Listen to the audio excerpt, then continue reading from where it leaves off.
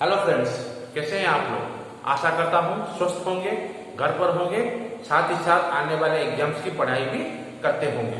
तो hope and learn के इस यूट्यूब चैनल पर आप सभी का फिर से स्वागत है।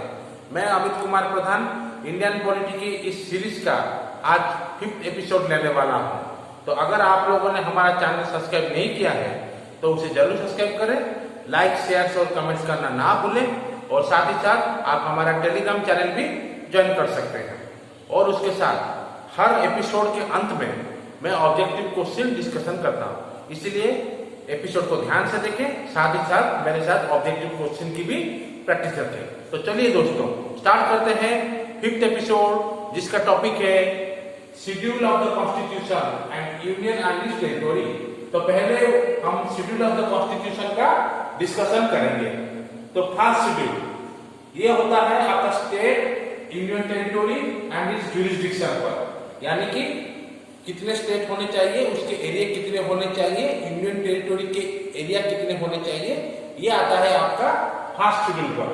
कोई भी नया स्टेट बनता है या स्टेट की एरिया घटती है या स्टेट का एरिया इंक्रीज होता है या स्टेट यूटी में कन्वर्ट होता है, ये सब आता है आपका फर्स्ट शेड्यूल पर। और यही topic union and it's territory पे है, जो कि हम इस एपिसोड इसके बाद डिस्कशन करेंगे।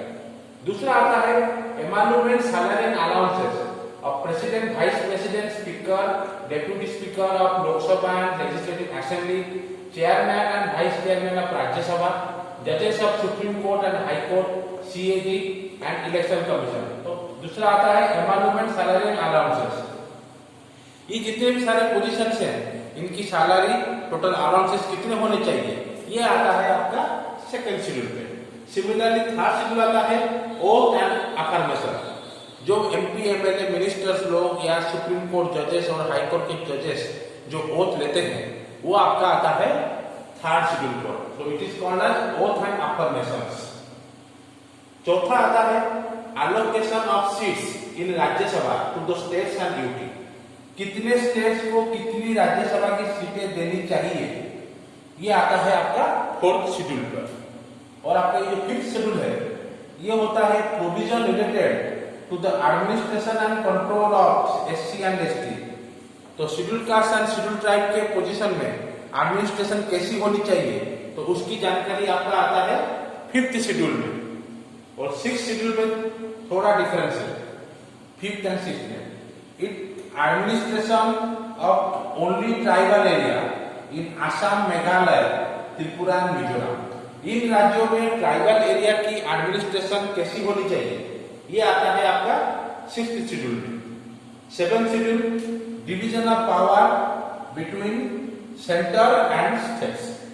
तो सेंटर एंड स्टेट में कितनी पावर होनी चाहिए, मतलब कितना लिस्ट सेंटर के अंदर आएगा, कितना स्टेट और कितना कंकरेंट, यानी दोनों को मिलाकर होगा, वही आता है आपका 7th शेड्यूल में। तो देख लीजिए, यूनियन का लिस्ट अभी है 100, पहले था 97, स्टेट का अभी है 61, पहले था 52, कंकरेंट अभी है 52, पहले था 47। सो ये है आपका डिवीजन ऑफ पावर, जो कि आता है 7th शेड्यूल। अब चलिए 8th शेड्यूल में। तो language recognise by the constitution. तो 8th शेड्यूल ये दर्शाता है कि कॉन्स्टिट्यूशन में इंडिया की कितनी लैंग्वेजेस होनी चाहिए। पहले 14 थे, बाद में ये बढ़कर 22 हो गए। तो इनमें से देखिए, सिंधी जो लैंग्वेज है वो 71st अमेंडमेंट एक्ट के द्वारा 8th शेड्यूल में इंट्रोड्यूस किया गया। उसके बाद बोडो, डोंगरी, Maithili, Santhali 92nd amendment act 2003 के माध्यम से इंट्रोड्यूस किया गया। सो ये दो अमेंडमेंट आज compare to 8th schedules are very important. तो फ्रेंड्स, जैसे कि आप लोगों को मैंने पहले एपिसोड में बताया था कि जब कॉन्स्टिट्यूशन की स्थापना हुआ था तब हमारे पास 8 शेड्यूल ही थे, बट उसके बाद अभी 12 शेड्यूल आ गए हैं। तो 9, 10, 11, 12 आर द न्यू शेड्यूल्स। सो वो किस अमेंडमेंट एक्ट के द्वारा इंट्रोड्यूस हुए हैं, चलिए उस पर ध्यान देते हैं। सो 9th शेड्यूल क्या है, acts and regulation of state legislature. State legislature की क्या एक्ट है और उसकी क्या रेगुलेशन होनी चाहिए, ये आता है 9th शेड्यूल पर। पहले ये 13 थे, 13, now it has increase to 282। वो क्या हुआ ना, added by the first amendment act. 9th schedule जो है वो फर्स्ट अमेंडमेंट एक्ट के माध्यम से वो इंट्रोड्यूस किया गया है। ये होता है जो एक्ट एंड रेगुलेशन, वो आपका land reform and abolition of zamindari पर भी स्ट्रेस देता है। ये जो land reform and zamindari system बहुत सालों से हमारे देश में है, इसको अबोलिश करने के लिए ये 9 शेड्यूल बनाया गया है, जो कि फर्स्ट अमेंडमेंट एक्ट के द्वारा बनाया गया है। ऐसे में ऑब्जेक्टिव आ सकता है, which schedule has been introduced by the first amendment act, तो आप लिखिएगा 9 शेड्यूल। 10 शेड्यूल जो है, provision relating to disqualification of MP MLA on the ground of defection. तो ग्राउंड ऑफ डिफेक्शन के द्वारा एमपी एमएलए को किस तरह डिस्क्वालीफाई कर सकते हैं, ये आता है आपका 10 शेड्यूल में। सो एक ऑब्जेक्टिव क्वेश्चन यहाँ जनरली आता है, which schedule is known as your anti defection law, 9, 10, 11 और 12। Answer will be your 10। This is called as anti defection law. और साथ ही साथ this schedule has been introduced by 52nd Amendment Act, by 52nd Amendment Act, and 11, 12, 12 are the latest schedule। दोनों क्या है? 11 schedule जो होता है, it specified power, authority and responsibility of panchayat, and 12 क्या होता है? it specified power, authority and responsibility of municipality। Listen, both are different। For power, authority of municipality it is 12, for power, authority of panchayat it is 11, and this has been added by 73rd Amendment Act, and this has been added by 74th Amendment Act. So both are the close to close amendment. So now we will move to our next topic, which will be union and its territory. Now we will discuss about union and its territory.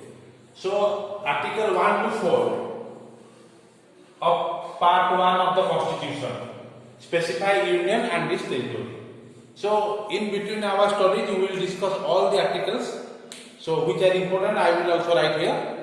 Then Article 1 it specifies the name of the states and territory, means India में कितने states होने चाहिए और कितने union territory होने चाहिए, उनके नाम क्या होना है, ये आर्टिकल 1 में आपका आता है।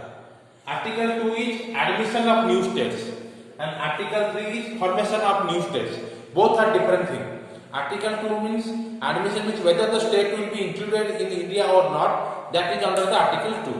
And Article 3 is, where the point is there, to form a new state by separating a territory or uniting a territory.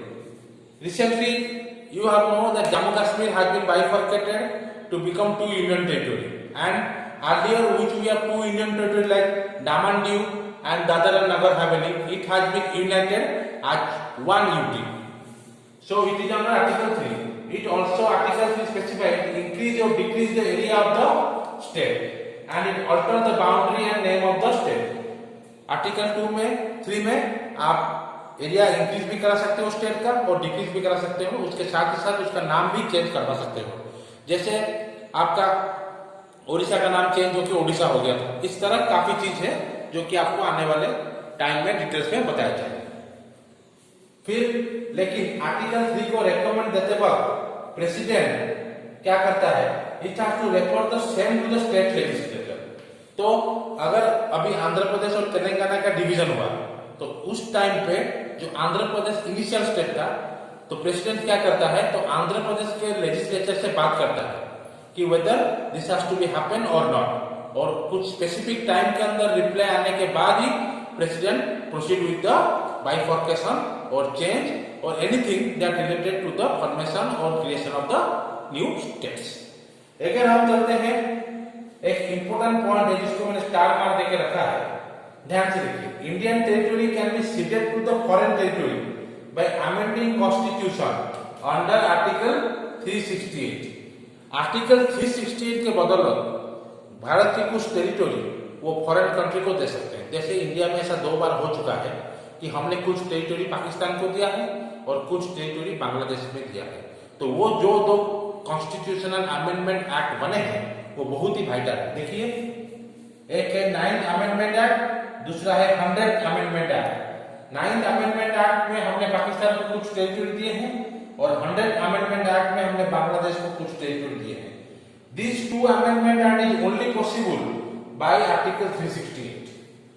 उसके बाद जब 1956 में स्टेट रीऑर्गेनाइजेशन एक्ट बना था, तो उस टाइम में हमारे पास 14 स्टेट्स एंड 6 यूनियन टेरिटरी थे, बट नाउ धीरे धीरे it has been 28 states and 8 union territory.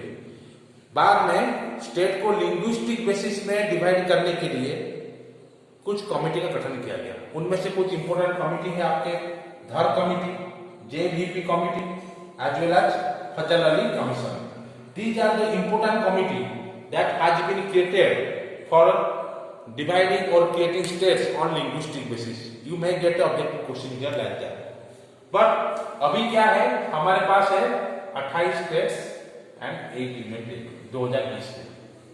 तो इनमें से स्टेट्स एंड यूटीज आफ्टर 1956 1956 के बाद कितने स्टेट्स एंड यूटीज बने हैं? सबसे पहले बना है गुजरात। सबसे पहले बना है Gujarat. It is the first state to be formed after 1956। उसके साथ ही महाराष्ट्र बना 1962, पौंडीचेरी 62 में, नागालैंड 1963 में। ये सारे के सारे स्टेट रीऑर्गेनाइजेशन एक्ट के तहत ही बने हैं। हरियाणा, हिमाचल प्रदेश, चंडीगढ़ 1966 में, मणिपुर, त्रिपुरा, मेघालय 1972 में। यहां पर एक्सेप्शन आता है, सिक्किम जो है वो स्टेट रीऑर्गेनाइजेशन एक्ट के थ्रू नहीं बना है, वो बना है 36 amendment act of the constitution के बदौलत जो 1975 में बना है। मणिपुर, मिजोरम, गोवा 1987, छत्तीसगढ़, झारखंड 2000, उत्तराखंड 2000, छत्तीसगढ़, झारखंड, उत्तराखंड 2000, तेलंगाना 2014 में। यहां पर हुआ था जम्मू कश्मीर जो स्टेट था वो 2019 में 2 यूनियन टेरिटरी बन गया। एक है Jammu and Kashmir union territory, दूसरा है लद्दाख यूटी। और पहले जो 2 यूनियन टेरिटरी था, दमन दीव जो कि 1987 में बना था, और दादर नगर हवेली जो कि 1961 में बना था, दोनों को मर्ज कर दिया गया और एक हो गया दादर नगर हवेली एंड दमन दीव यूटी। ये बना 2020 में। तो दोस्तों, now we will move to some objective questions. Now we will discuss few objective questions that have come in the previous year exams.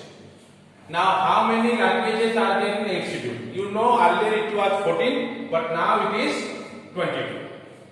Language is a very vital question. The language which is not in 8th schedule, it's English. English is not mentioned in the 8th schedule of the Constitution. Which schedule is known as anti-defection law? That will be the answer will be 9th schedule.